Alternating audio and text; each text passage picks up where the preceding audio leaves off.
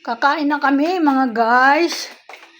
Ayan, hinihingal ako talaga kasi umakyat ako sa taas. Ginising ko na naman yung asawa ko. At lagi nagpapagising niya, nakakapagod umakyat.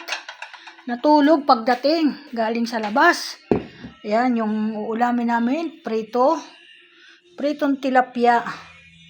Ayan, tag-iisa kami kasi yung anak ko, siya ay nakakain na. Tapos nagluto ako ng ng may sabaw. Ganyan din po yan, tilapia din po. Ay siya, sasandukan ko siya ng sabaw. Kasi hilig lang naman niya dito sabaw. Yan. Yan mga guys. Hinaluan ko po siya ng pitsay. Yan po yung paborito niyang pitsay. Kakain siya ng pitsay.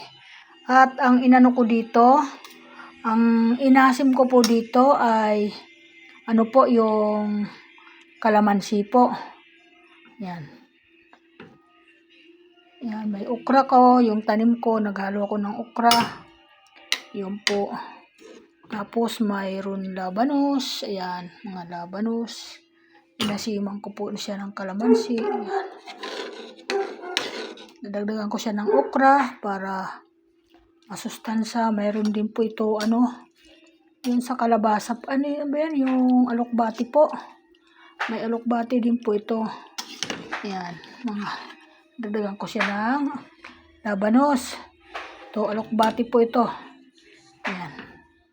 Ayan, mga alokbati po. Yung nanguha ko doon sa tanim ko ng alokbati para iba-iba po yung sustansang dito sa aming kakainin ngayon ng tanghalian. Kaya gandang tanghali po sa lahat po na magtatanghalian ngayon. Kakain na po ako, parang nakaramdam po ako ng gutom. Humapdi po yung aking tiyan. Kaya nagtawag na ako, tinatawagan ko sa cellphone, hindi magising. Umakyat na lang po ako. Yan po mga idol. Yan, marami akong kakainin gulay kasi paborito ko talaga ang gulay mga idol. Yan, mga okra. Kaya nga po ako nagtatanim dito. Kasi ito po yung paborito ko talaga, okra. Wow, for today's video, welcome to my vlog. Ang sarap ng pinakakanin ko na rin to mga idol kasi mahina na po kumain ng kanin kasi bawal po. Kaya ayan, mayroon po kami ibang ulam dyan. Yung may menudo pa nga po kami. Kaya lang, ayaw namin muna kumain ng karne kasi nagtataas yung amin high blood.